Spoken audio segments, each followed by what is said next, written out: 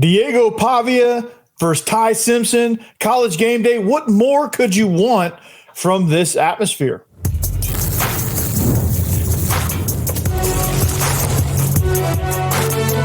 You are Locked On College Crossover, part of the Locked On Podcast Network. Your team every day. What's up, everybody? Welcome in. It is a college crossover edition of the Locked On Podcast Network here. Locked On Vandy, myself, Corey Burton, and joining me is Luke Robinson from Locked On Bama. And man, this is an exciting matchup, top 20 matchup. There's the revenge factor for you guys. College GameDay is there. You got an epic quarterback duel. I mean, there's a lot of storylines to unpack in this one, and we're gonna break it all down. But let's start with the quarterbacks, man. Like what? Well, actually, we'll start here because this episode is brought to you by Mazda. This, like our players do, set every detail because when you make every move count, pulling off the unexpected is only the beginning. So stay tuned later for highlights in this week's Moving the Game Forward.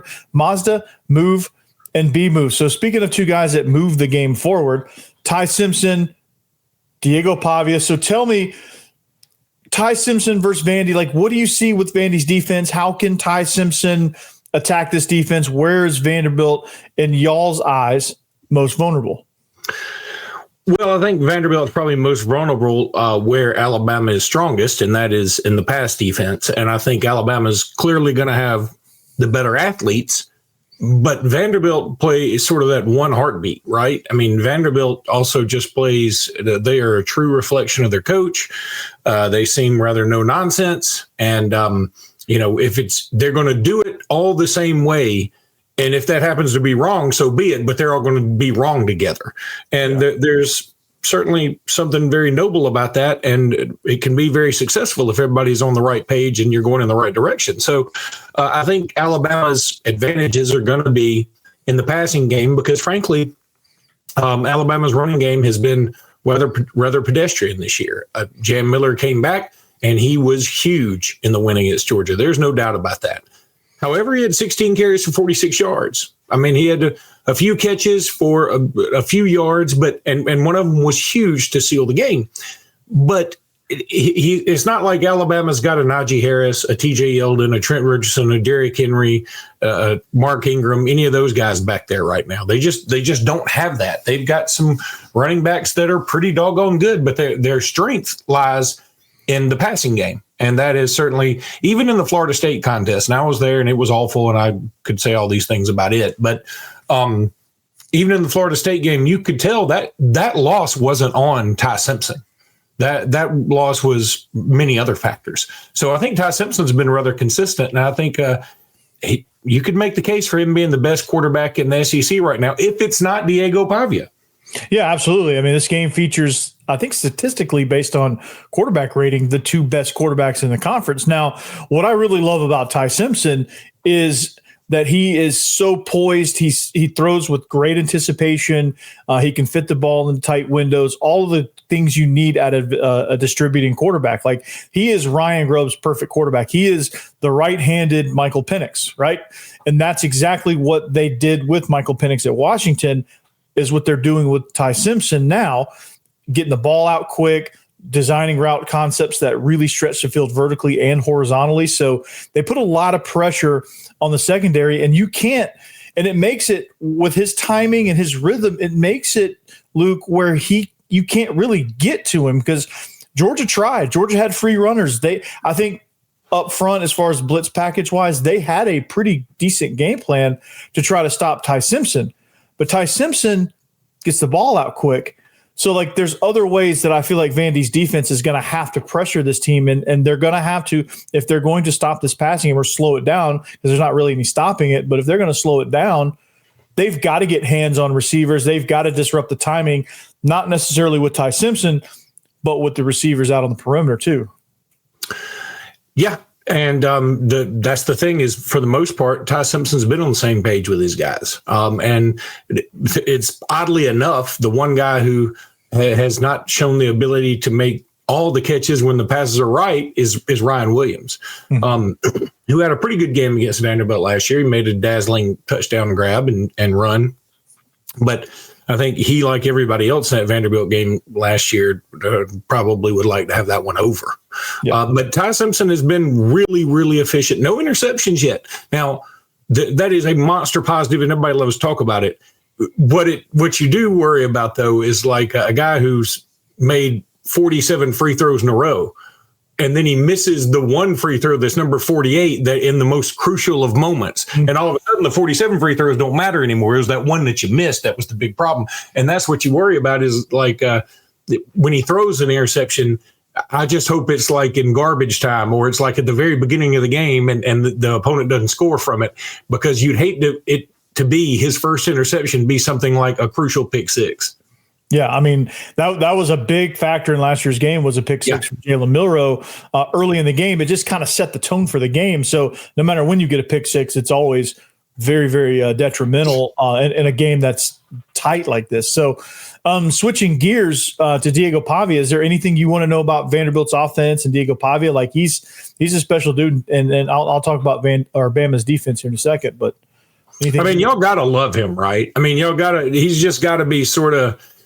I don't know if Vanderbilt could ever have a Johnny Manziel, and I know he's going to be there on the sidelines, and I know that's who Diego Pavia idolized growing up. But I think Vanderbilt, as much as Vanderbilt could have a Johnny Manziel, like not this. Vanderbilt's never going to have the most party animal, crazy, wild and woolly gunslinger quarterback. I wouldn't think. I mean, I guess Jay Cutler was in there somewhere, but Diego Pavia. Is just such he's like a Nashville legend, right? I mean, he's going to be that, right? Regardless of what happens.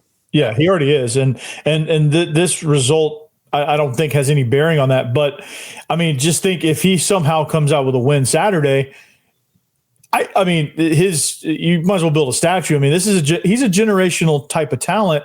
And I look at him as kind of the humble version of Johnny Manziel. He does a lot of the same things that Manziel does, except for party. He, instead of sneaking into bars at 3:00 in the morning, he, according to the Netflix documentary, he's breaking into the weight room and he's throwing with his guys. I mean, he's doing the things that you need to do to be successful as a quarterback because he has a chip on his shoulder. He's 5'10". He's got all the measurables stacked up against him, but he makes up with it in everything else he does. He's a tough kid, great leader. Make sure he picks up everybody around him, and that's what he needs to do. And that's what's been huge with this turnaround with Vanderbilt, dating back to last year. I mean, that's been the biggest thing. So when you look at what the impact he has on this team, he's the heart and soul, and he is the heart. And he's almost the heart and soul of Nashville. He's almost the heartbeat of the city. Like, you're seeing more Vanderbilt stuff around town because, as you know, if it's not orange, it's crimson in Nashville. That's kind of where the allegiances lie. That's kind of where the most fans of that's how most fanhood lies here in Nashville. So, yeah, he's been a huge part of what Vanderbilt's trying to do.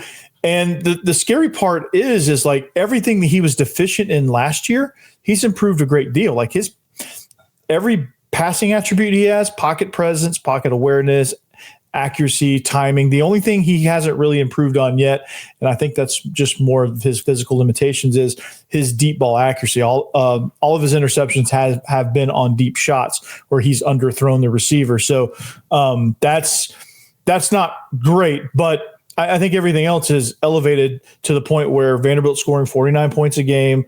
They are racking up nearly 500 yards of offense, and they are killer in the red zone, killer on third down, great in the rush game. Not as great in the passing game, but they just don't really – the volume's just not there to really get things going, but they're good enough in the passing game. So, I mean, this is probably – I would say this is Vanderbilt's most loaded roster I think that they've ever had. I think that's very fair. James Franklin days, I mean, they had some dudes, but it's hard to really remember who any of them were. You just knew that, those teams were winning 9 games a year, it felt like. But I do wonder, and again, this isn't to try and talk trash. I know Pavia came out very brashedly and said, is that a word? Brashedly? Or is it brazenly? I say brazenly. Brazenly, well, brashedly. No, brazenly works. Brashedly, I don't know. Let's make it a word, Let's make it a word. But I like to learn from myself when I'm on here. But For sure. he said something about how if we just do what we're supposed to do, I mean, it won't be close. Not verbatim, but something like that.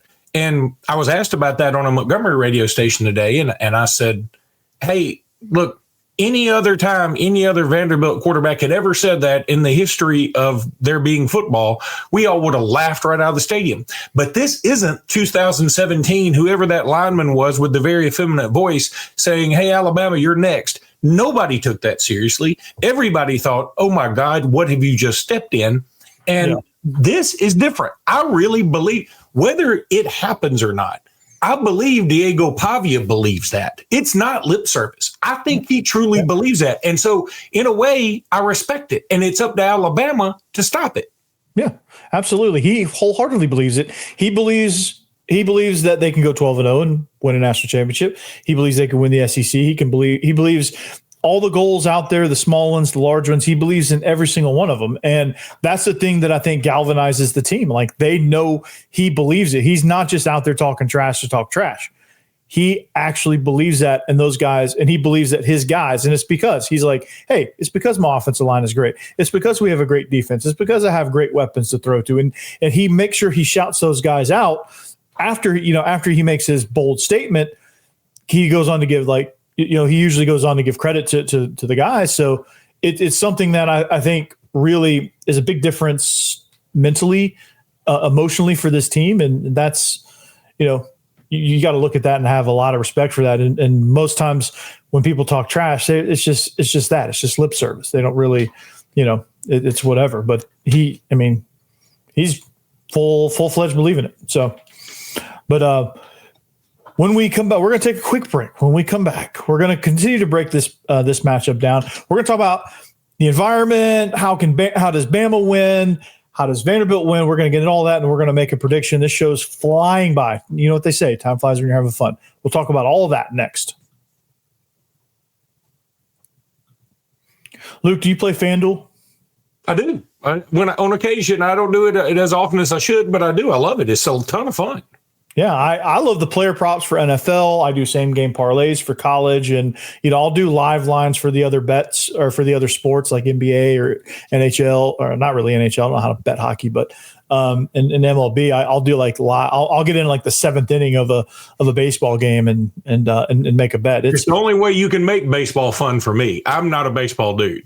Absolutely. So you got to have some FanDuel for that. Yeah, and the Braves are terrible, so I'm more of a baseball dude than you are probably, and the Braves are terrible, so it makes it even less fun. But putting money on it makes it interesting. So, like I said, new customers can bet just $5 and get $300 in bonus bets if you win. So that's pick a bet, put down $5, and if it hits, you'll unlock $300 in bonus bets to use across apps. So why wouldn't you join, right? And what are you waiting for? Visit FanDuel.com to download FanDuel app today and get started with your same game parlays. Square. I love local businesses. You do too. This episode's brought to you by Square. Your favorite neighborhood spots run on Square. We have a place, Luke, called Waldo's Chicken and Beer. I got one right up the road from me. Yeah, they're Square users, man. It's amazing, and the people that run that place just make it feel like a neighborhood joint, man. There's certain businesses that make the neighborhood like that. We have a place called Mas Tacos. It's an authentic Mexican taco stand. They're a big user of Square, but like it is a shack in the middle of East Nashville, but it has the best fish tacos you'll ever eat, and it's just something that makes this thing feel like home, and it's they use Square, and it's. Man, it just brings everything together, man. And there's always a long line, and you're in a good spot when there's a long line like that, right? Oh, always. I mean, that always means something. I mean, if other people, I always get scared when I go in a restaurant and I'm the only one there. Yeah, you're like, what am I about to walk into? But not these places, and not a lot of places around. So make sure you're visiting those businesses, and make sure you know that also Square is a proud partner of more than 400 million neighborhood businesses around the world. You can go to square.com/go/lockedoncollege to learn more. But before you do, go support your favorite neighborhood spot. You'll be happy that you did. Square, see you in the neighborhood.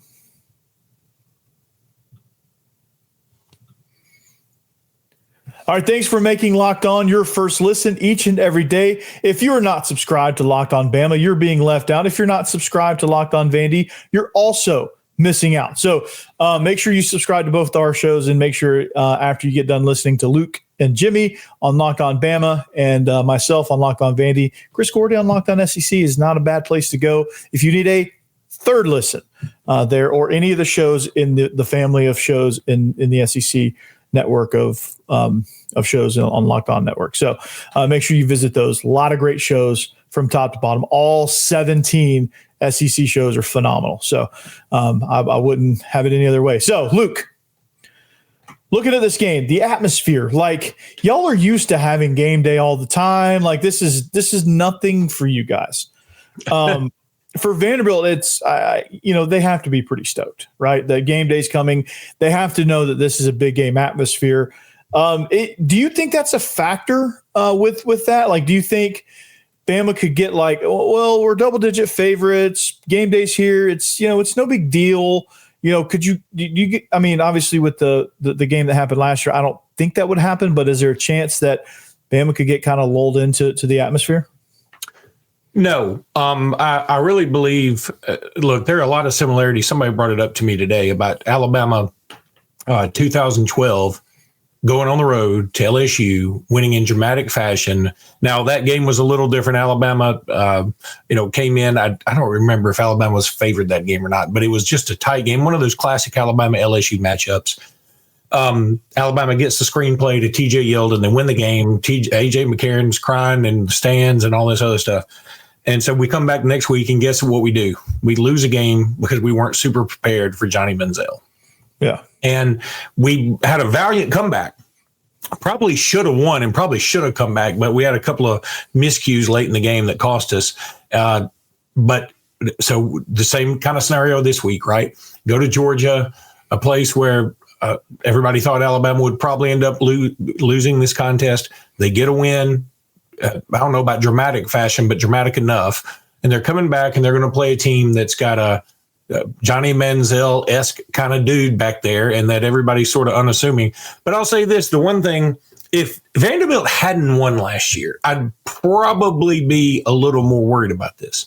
Because Vanderbilt won last year, I feel like this is something that Alabama has said, we just can't let that happen again. Now, what happened at Florida State? Again, every time I get fired up about this team, something in my depressed mind, my pessimistic mind comes back and goes, hey, what about Florida State?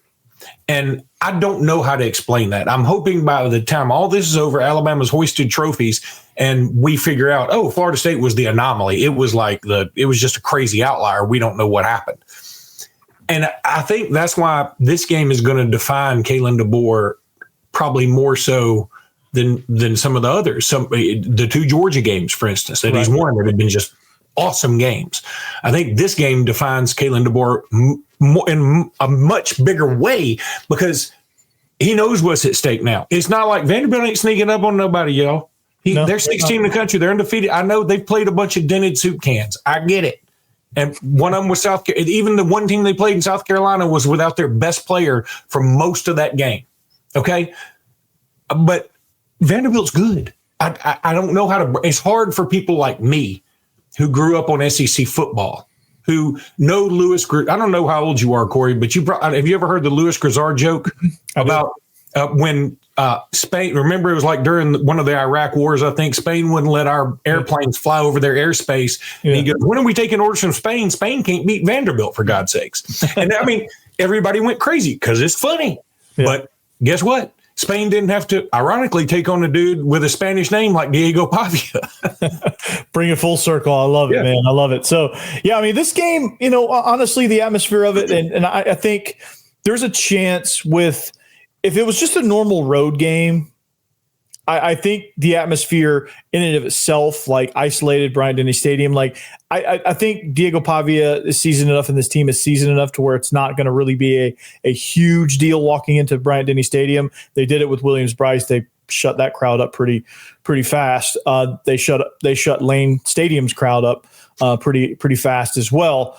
But like the atmosphere of game day, the implications, they're ranked. Like at some point, like Vanderbilt's never been there before. Like part of that's in the back of my mind, like thinking, okay, that's a factor. And that's something that they're going to have to get over pretty quick, because early on in the game, that might lead to some like turbulence until they get settled in. It's just how fast they get settled in. Have you been to Bryant-Denny before? Yeah. Okay. Are you going this time? I'm not going this time. Okay. Well, it's a great trip, and it's like college football history, and you need to go. I mean, everybody needs to go check it out one time. I mean, it's a cathedral of football. It is. I went before they did a lot of the renovations to it, like now. Thousands. It ain't Williams-Brice Stadium. Williams-Brice Stadium is raucous and crazy, and I've been there a few times, and they got the towels and they do the stuff, but the thing about Bryant-Denny, and look, Alabama can get nuts. I mean, Georgia last year was about as nuts as it's going to get, and it was just an incredible atmosphere, one of the best ones ever. I've been all over for college football. That was one of the best I've ever been to, and it's going to be a little more subdued than that. Number one, it's a 2:30 game. Yeah. Number two, it is Vanderbilt. It's going to be hard for some people to shake that. I'm just telling you right off the bat. That's the history of it. And that's okay. Like that's still part of Vanderbilt's growing up in the league. Like they're going to have to deal with some of that. Like a lot of people just don't take Vanderbilt very seriously yet. But like, I think this will be a statement game for them. And I think, the combination of, hey, this is a big game, then the big game jitters, to, hey, this is a statement game and we're going to be hyper focused on this. And we're going to be, we're going to come in like they did at Williams-Brice, where they marched right down on the opening drive to score a touchdown. Like that kind of stuff can really fuel this team. So yeah, I mean, it's going to be an atmosphere, that's for sure. And I think it's going to be something to take hold, but they've got to really, the big key is for them to like lock in and like not almost have their blinders on and just not worry about what's happening in the crowd. Don't do things to bring the crowd in, like get false starts, turn the ball over deep in your own territory, have any sort of miscues that allow the crowd to think that they're in it. If they can avoid those moments, then I think they have, just football team to football team, they belong. But you bring in, like you let yourself, and that's where the elite teams, the good teams, and the bad teams all separate. Like the bad teams do that kind of stuff in those type of environments. They let the crowd into it. Like Auburn against Texas A&M, they let Kyle Field crowd into it. And they suffered because of it. And they did the same thing at Oklahoma. But like Alabama, they walked into Athens, and that's a hostile environment. Didn't phase them one bit. Did not phase them one bit. And they did not let the crowd affect them at all. And that's why I think they were able to win, because football team to football team, Georgia has a lot of red flags. And Alabama has their fair share. And of course, Vanderbilt has their fair share. But Bama's red flags weren't as bad as Georgia's red flags on that night, and they were able to win. So, and you said something about, you think about, I want to go back to this before we get out of here, but you went and said something like, hey, I keep thinking about Florida State. I keep thinking about Florida State. What are the red flags in your mind that, that are obviously still kind of messing with you? Well, I think one is pass protection. A lot of people, and me included, what I had said right after Florida State, I have no problem owning this, but it's not, I'm owning it, but it's not, I didn't say it for the reason you think. I admitted that I didn't think Ty Simpson was the problem at Florida State. I also thought like, okay, this team looks like they aren't fired up right now. I was there again. I was there. There was no juice. It was just no excitement on the Alabama side, and it was weird. So my hypothesis was, what'll get you fired up? It's not replacing the right guard or getting a new holder for the kicker. It is replacing your quarterback. And even though Ty Simpson didn't play bad, maybe this team would respond to somebody, like the true freshman Keelan Russell or Austin Mack, who transferred over from Washington. Maybe. But then what I didn't know was that how well Ty Simpson was going to respond, because he was almost a different quarterback right after that game too. I was shocked how well the team played against ULM. I sort of made fun of Vandy's schedule, but ULM, obviously the worst team we've played to date, but there's playing somebody and beating them 70-0, and you go, everybody beat them 70-0. And then there's beating them 73-0, and you go, hey, we look sharp. We look like we knew what we were doing. That's what happened at Georgia State with us. Like, that's what Alabama did. Yeah. You're supposed to do that, and you absolutely did that with an exclamation point. I think that's what people, when they look at Bama's schedule, they overlook that point, and when people look at Vandy's schedule, they overlook the point that they did that. They put 70 on Georgia State, first time since 1918 they put 70 points on the board, and that's crazy. That's a crazy. Like the last time they put 70 points on the board, their starting quarterback got drafted and got shot down over France in World War I. How insane is that stat? Right, that's a big one. It's a big one, right? And then like you look at the schedules, like Wisconsin, when you schedule them, they were good. They were really good. They were a great program. Now they've fallen. Like Luke Fickell's kind of drove them into the ground. It's not working. It's not working, and they're not as good as they were. Same with Virginia Tech. So there's some parallels here. And then y'all played obviously Georgia. We played South Carolina. Y'all have had 5. We've had 4. Yeah. So, and y'all had a bye week, and we played Utah State, who to me is going to be a big contender in the Mountain West Conference. I'd make the argument Utah State, given the fact that Virginia Tech obviously quit on that regime that was let go a couple of weeks later. Yeah. And given the fact that Lenore Sellers went out of the South Kakalaki game, I would argue Utah State was the best team Vandy's played. That I can't really dispute that. South Carolina was not winning that game, Lenore's or no Lenore's. They weren't going to win that game. Probably not. But without Lenore, it was bad. It got ugly, and Vanderbilt did what they should have done. They should have. I'm not taking anything away from them. They ran away, and I know you aren't, but like people hearing it, like, Vandy hadn't played anybody. Well, they have, but Sellers goes out. That's football, and you do what you're supposed to do. You separate, and you put 55 points on a Mountain West contender. That's pretty good. Now your defense had some things with the second unit where they had some things to fix, but that's neither here nor there. But Bronco Mendenhall is one of the most respected coaches in college football. Yeah, he's a good one. And he's doing great. So that's kind of where I'm at on that. It's going to be, it's going to come down to. I'm going to leave this on a cliffhanger here because we're about to take a break. But it's going to come down to physicality. It's going to come down to third downs and who can set themselves up, who can stay on schedule, and who's going to play the more physical game. Using those two factors and maybe some added factors, we're going to make some predictions next. But first, let's talk about Mazda moving the game forward.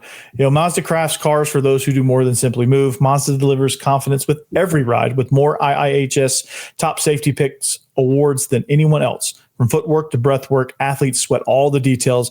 Mazda brings this same intention to how we craft every model. You can feel Japanese craftsmanship in every detail, from metallic accents to available Napa leather upholstery. You can make everyday drives feel like anything but, from smooth handling to intuitive controls. With all-wheel drive standard in every crossover SUV, you can drive with confidence throughout almost any season. So like our players, we sweat every detail, because when you make every move count, impossible becomes irrelevant. Mazda. Move and be moved. Quo. College football's back, and I couldn't be more excited. The tailgates, the rivalries. Actually, we're talking about game time here. But it's still back. Those still are correct things you said. Yeah. So college football is back. I can't be more excited. The tailgates, the rivalries, the energy in the stands, there's nothing like it. But let's be real, Luke. Getting tickets can feel more like a battle than the game itself. You have endless queues, hidden fees, prices jumping at checkout, all that stuff. I know you've been frustrated buying tickets. Everyone has. Everyone has had that experience. But that's why I use Game Time, the app that gives the advantage back to the fans. It's the easiest way to score last-minute tickets at the best prices with no surprise fees. What you see is what you pay. Now, Luke, I don't know if this is great or sad or a combination of both. It's great for on one end and it's sad on the other. But one of my best friends went out to Los Angeles. He got his doctorate from USC, and he went back out there. He was going to go see Oasis and catch a USC game at the same time. The USC game on Saturday, Oasis on Sunday, and he bought his tickets through Game Time. Guess how much he got? 40-yard line, about halfway up the stands on the home side. Guess how much he got tickets for? $25. $25 a piece. That is correct. He got 2 tickets, $50. USC. I'll stay tuned for my prediction on the game. It's going to be pretty good, it sounds like. Hey, there you go. But like, I don't know if that's sad for USC, but that's a different story for a different day. But the story of this is, man, he was fired up about this, and he gave me his feedback on Game Time, and I totally agree with it because I've used Game Time too as well for concert tickets. But you could see your exact view from the seat, zone deals. Like, he picked the section, and they picked the seats. It was great. And he saved big, man. It's faster, cheaper, less stressful than any other way that I've bought tickets. And same for him. He said he'll never use any other app. So take the guesswork out of buying college football tickets with Game Time. Download the Game Time app, create an account, and use code LOCKEDONCollege for $20 off your first purchase. Terms apply. Again, that's promo code LOCKEDONCOLLEGE for $20 off. Swipe, tap, ticket, go. Download Game Time today.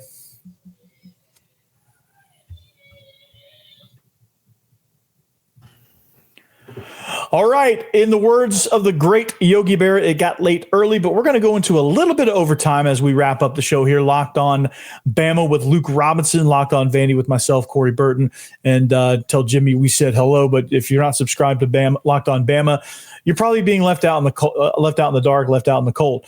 Same with Locked on Vandy. We're growing rapidly. It feels. I'll be honest, Luke. It feels. I'm in new territory here. Like, I got people pinging me left and right about doing spots and guest appearances. And I'm like, if this is what it feels like to be a good team, I guess. Right. So you're in a good spot. I mean, there can't be that many Vanderbilt podcasts. I mean, I don't mean that in a mean way, but I mean, that's why I said yes. And of course, you need to be the voice of Vanderbilt. And, Jimmy and I, we're up against a army of Alabama podcasts. Like, it's crazy how many Alabama podcasts there are. So I envy you. I mean, you've got this is your gig, baby. Run with it. Hey, and I'm sprinting like Usain Bolt, right? So let's get into some predictions, because I think you and I are going to differ here, but there's a lot of respect. There's a lot of mutual respect going both ways for both these programs. So we talked about how Bama can win, but Luke, give me a prediction. Give me a little synopsis. Give me a little prediction. Let me know what's happening here. Well, obviously, I'm going to pick Bama here. I'm going to say Bama 49-27. I think Vanderbilt will score some because they have a good running attack, and Alabama has not been great against the run. I'll say this. I think that people worrying about it so much after Georgia is a little bit overrated, and I think people worried about the defense overall is overrated because after all said and done, Alabama only gave up 7 points to Georgia in the second half. So, and they only gave up 21 points total to Georgia at their place. I mean, that's not for nothing. I mean, yeah, somebody dropped a wide open touchdown. Okay, that's not Alabama's fault. Maybe he was shook up. So I'm just saying that I think this defense is a little better than people think. I think the defense is going to want to play better than they did last year. I think this team has a better head on its shoulder than last year's team did. I love Jalen Milroe. I think he's fantastic. I think he's a good ambassador for Alabama. I think Ty Simpson is probably the better quarterback, and that will ultimately play out. I know Jalen Milroe did some amazing things, the gravedigger and the 4 touchdowns against LSU 2 years in a row. I mean, he did a bunch of awesome stuff. I'm not here to degrade him in the least. I wish him nothing but the best. I've met him. I've talked to him, super dude. But I think for this particular unit, I think that Ty Simpson is going to be better suited for what this offensive staff wants to do. So I'm going to say Alabama 49-27, and I'm also going to make the bold prediction that Ryan Williams does not drop a touchdown. Oh, there you go. Going out on a limb. I love it. Yeah. I think if Alabama wins, they will win by a score like that, because I think y'all's offense is overwhelming to the point to where y'all can score in bunches. And if Vanderbilt lets the game slip away from them a little bit, like they do things like get some major penalties on a drive and get the crowd into it and go backwards on a couple of series, and they lose field position, and they go 3 and out on more than they want. Like, that plays right into Bama's hand, right? Get the crowd juiced now. The crowd is into it because you open the door for that. And like you said, Jalen Milroe, phenomenal quarterback, but he was a square peg round hole with this system. And that's not Jalen Milroe's fault. It's not his fault at all. And he's going to be great for the Seahawks, I think. I think eventually he's going to take over for Darnold. I think that Seahawks team is going to transform into something pretty wild. So that being said, Ty Simpson is perfect for this scheme. I think he does what exactly what they want him to do, which is what Michael Penix did in the national championship run that they made at Washington. He's a distributor. He gets the ball out to his playmakers, and they just go. They get in a rhythm. Now, where Vanderbilt can really take advantage of this game, and I'm going to take Vanderbilt here because I think they're really good at forcing teams into their tempo. And what Bama did to Georgia, I think Vandy has a chance to do to Alabama, where they kind of get them into their game, and it almost creates panic for the other team. Like Georgia's offense panicked because like they were having a lot of success running the ball, but like Alabama was just good enough against the run to where they could load up against the pass, and they were able to force Georgia to pass. Now Georgia's a lot more impatient, I think, from an offensive coordinator standpoint than Vanderbilt is. And I think Vanderbilt will say, okay, you're going to let us run. Okay, we're going to run. Okay, you're going to give us these things. We're going to take these things, and we're going to grind the ball down the field. And it's going to grind the game down to a slow pace, to a slower pace. They play a little more up tempo, more so than last year. But then you get the crowd sitting on their hands. You get the offense going, okay, we got to score because like, oh gosh, like we may not get the ball back, and then that's where all the mistakes happen. And I think it's going to be not quite as high scoring. I think it's going to be kind of like a 31-28, 34-31 type deal. Like I think it should be tight, and I think Brock Taylor's going to send a field goal through either late in the fourth quarter or a walk-off to put Vanderbilt ahead. And I think Vanderbilt's ultimately going to win based on that, because I think they're going to be able to impose their style onto Alabama, because Alabama's not as great against the run, because Alabama is not great on third downs. I think that's going to be a huge advantage for Vanderbilt's offense, and they play great complementary football. So that's kind of where I lie in this. What I want to do, if Alabama wins the toss, I want them to take the ball. I want Alabama to get out ahead this time. Last year, they got down 14-0. Then Alabama kind of was panicking. But I think this team shouldn't necessarily panic. They've got the weapons to come back. They don't have to panic. See, Georgia, I think you're right. I think they did panic a little bit. But I don't think, everybody was telling me, Gunnar Stockton's fixed his deep ball. See, we beat Tennessee. But the deep ball wasn't what beat him. It isn't what beat Tennessee.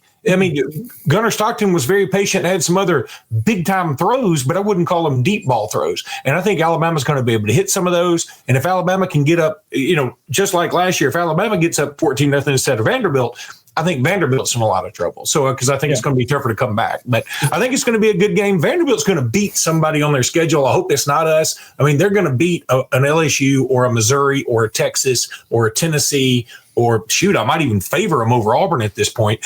But yeah, they're going to beat a couple of those teams. I just hope we're not one of them. Yeah, and they're going to have a really, really special season. Garrett Nussmeier going down helps your cause there. Texas struggling, like that's not a gimme now for Texas. Auburn and Kentucky are what they are.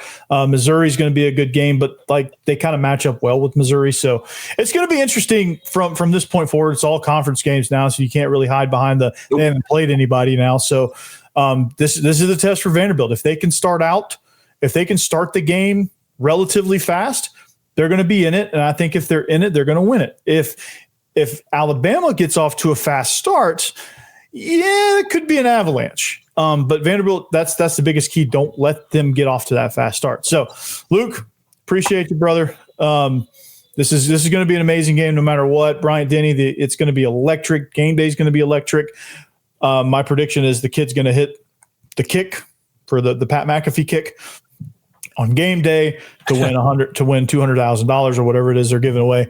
And man, it's going to be a great atmosphere. And these are the games that you want when you watch SEC football. Like for the league to be great top to bottom, for the most, like 1 through 15 is like really good.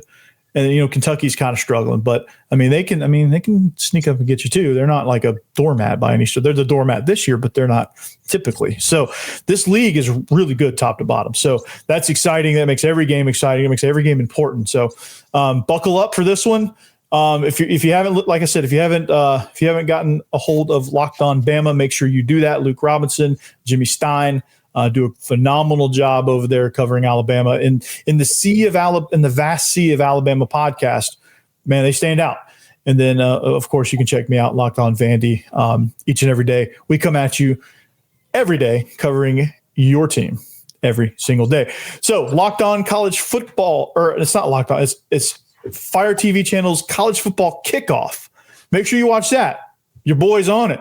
Your boy is going to be on it. He's got a segment, so I'm very pumped about that. That was exciting to record today. So make sure you check that out. And if you're going to the game, have fun, drink responsibly, do whatever responsibly, have fun, be safe. And until next time, anchor down.